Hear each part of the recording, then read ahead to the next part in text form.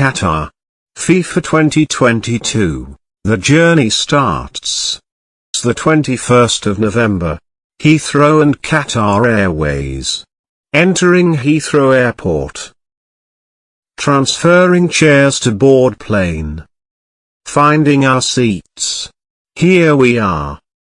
Adjustable aircons. What is on TV? And here we go. Take off.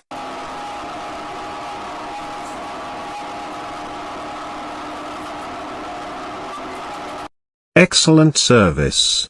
Such a beautiful view. A fancy toilet. The 22nd of November, early morning, Qatar. In Qatar. A smooth landing. This is Doha Airport. Good to be back in my wheelchair. This is our ride. Last time when I visited Qatar in 2015, transportation was a major issue as there were only 2 wheelchair-accessible taxis. Now there are over 20. However, they need to be pre-booked in advance, which caused issues and confusion. This is where we are staying. My dear family have built a ramp for me here. However, I have bought my own portable ramps as shops and restaurants will have steps to get in. FIFA opening ceremony. Qatar is the first country in the Middle East to host the FIFA World Cup. I haven't been to any past tournaments. However, in my opinion, Qatar did it in a whole new style. Unfortunately, the opening ceremony wasn't televised in UK. During the event, Qatar showed their culture and values.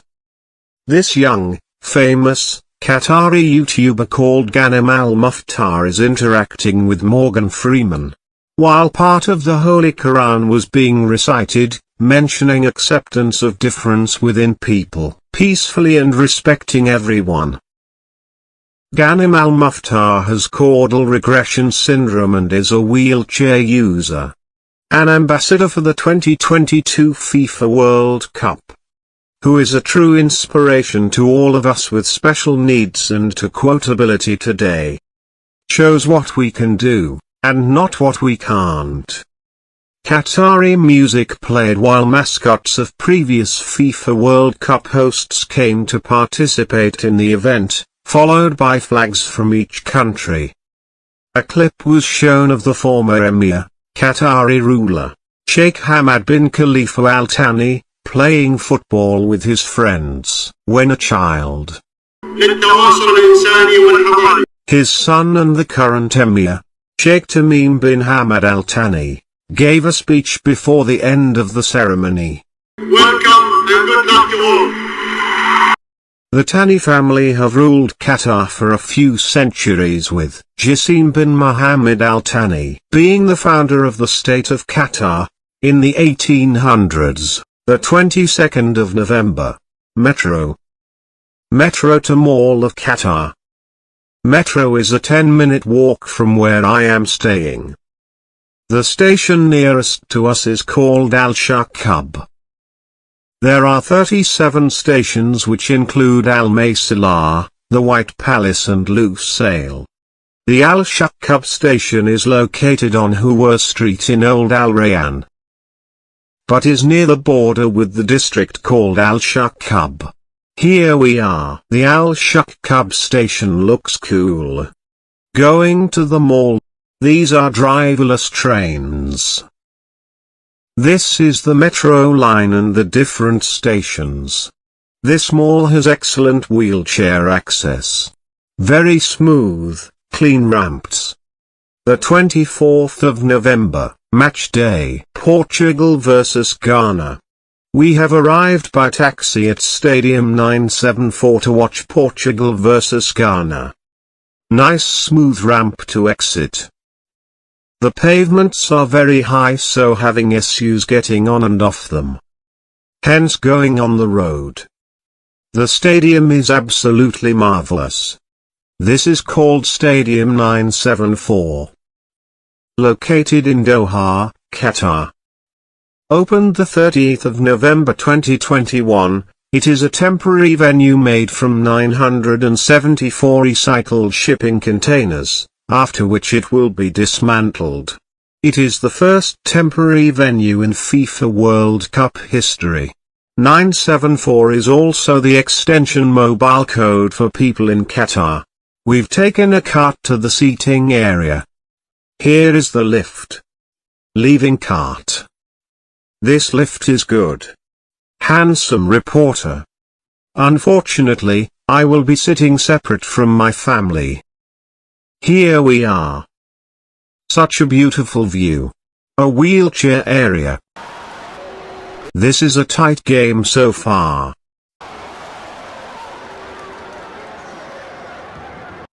Half time, let's check the disabled toilets. Easy to find and nicely labeled.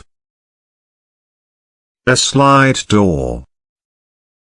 Mirror above the sink which has a mixer tap. Big toilet beside an easy pull emergency switch.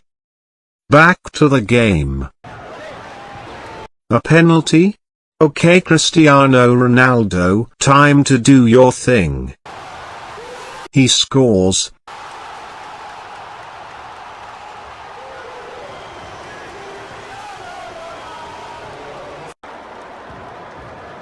And Ghana equalizes. Good job to Andre Ayew.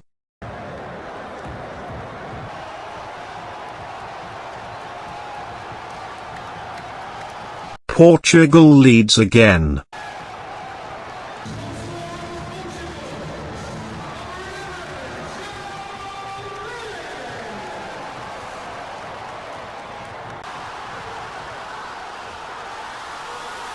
Nice goal.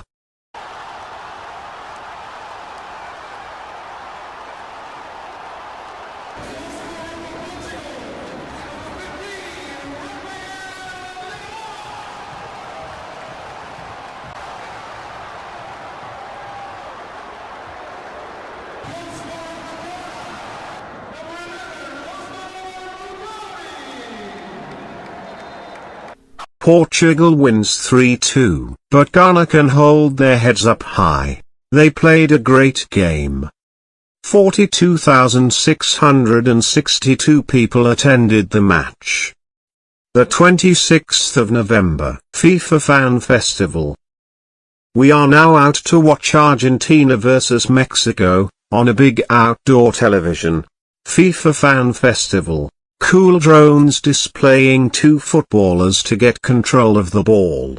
Couldn't go through the main entrance, so people carried me in my chair over the steps. Get it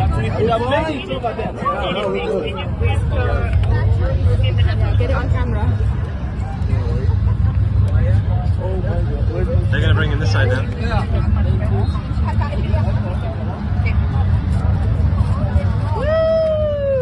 Look at his face.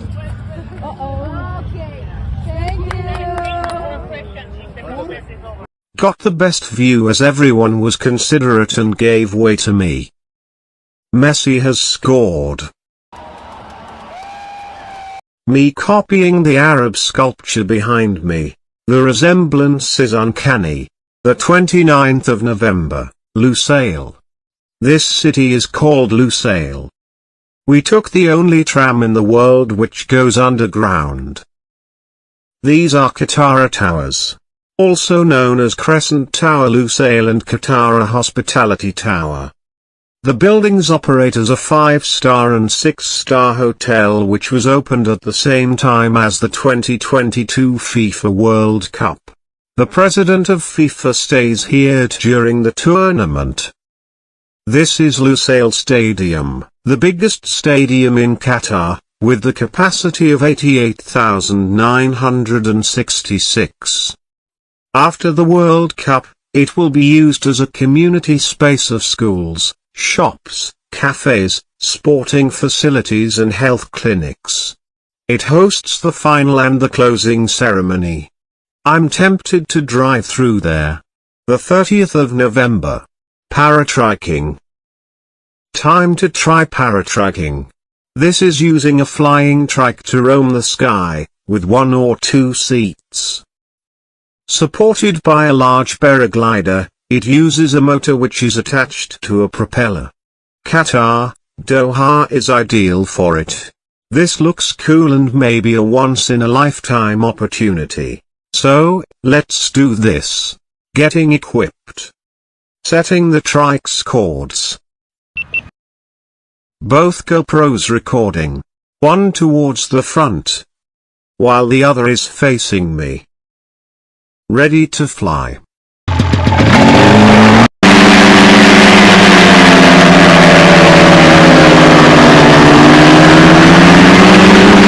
Up we go.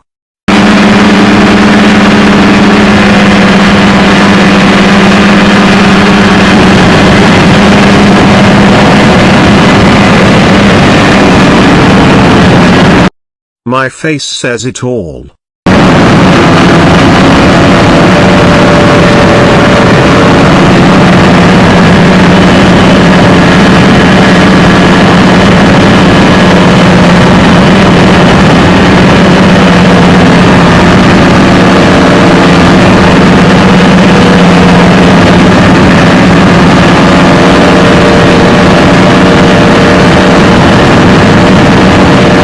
Picture time.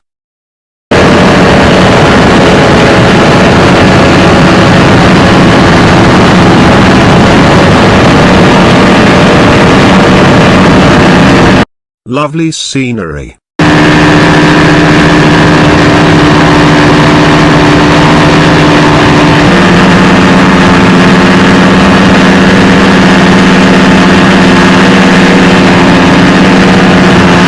People do look like ants from up here. Smile for the selfies. This is fun.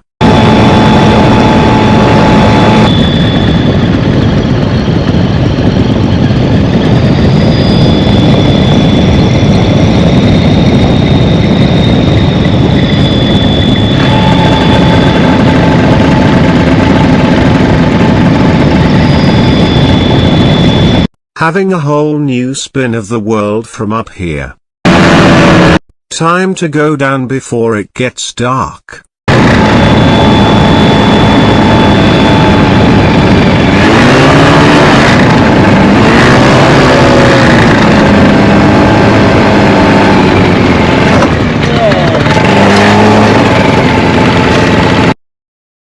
The eagle has landed.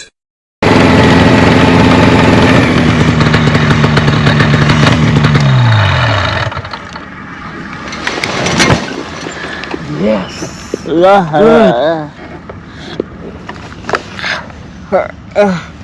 What a great experience. The 1st of December. Qatar National Library and Information. This is Qatar National Library. That's a book return station. Easy for wheelchair users such as myself. The architecture of this library looks cool. They have 8 stadiums. This is Khalifa International Stadium. So all FIFA matches are in those 8 stadiums. A vast amount of space for me to move around in my chair. A bit of background and history about Qatar. Qatar's area is 11,571 square kilometers, a country in the Middle East bordering Saudi Arabia. The population was 2.931 million in 2021. Back in 2010, the population with disabilities was over 7,600. It is a small but fast-growing country. In terms of income, it has the 4th highest GDP per capita in the world. Compared to the rest, Qatar is one of the new members of the international community due to gaining independence in 1971. Thanks to the gas and oil resources, they have had the opportunity to gather wealth. They have invested mainly in their infrastructures and education. So, becoming one of the fastest growing economies in the world. It's a country that lives between tradition and modernity. They are trying to keep true to their identity of Arabs and Muslim, while growing economically. They have a vision for 2030 to achieve different goals, including becoming a knowledge-based country. That's why they are investing a lot in education and sports. Hence the reason to host the FIFA World Cup, to get involved internationally and be a part of it. They are trying to transform into a global player by investing in other things too, such as fashion. Qatar comes from a number of tribes. This includes the Bedouin tribe, who come from the desert. Others come from the sea. It makes sense, as Qatar is a desert area surrounded by the sea. In the early 20th century, seamen used to dive to find pearls, which started the productivity of Qatar to flourish. The 3rd of December. Flying home and evaluation. We are at the airport. Going to departures. This was my 3rd visit to the country and it was amazing. Unlike the past, the wheelchair access was brilliant everywhere, which did Qatar justice. Once we landed at Hamad International Airport, the staff went out of their way to cater for my needs. From getting me into my chair to the ride home. Being a Muslim country, alcohol was banned, which led to no one being punished while drunk and committing crime. A first in FIFA history. However, not everything was good. According to The Guardian, link in the description. Since Qatar was successful in winning the 2022 tournament bid back on 2nd of December 2010, over 6,500 South Asian migrant workers have died while preparing for the games. These numbers are unconfirmed though. Overall, I feel that Qatar have done a great job hosting the FIFA 2022 World Cup. The disabled access was fantastic. With help I was able to go and see everything that I wanted to do. I really did have an amazing time. And here we are, back home.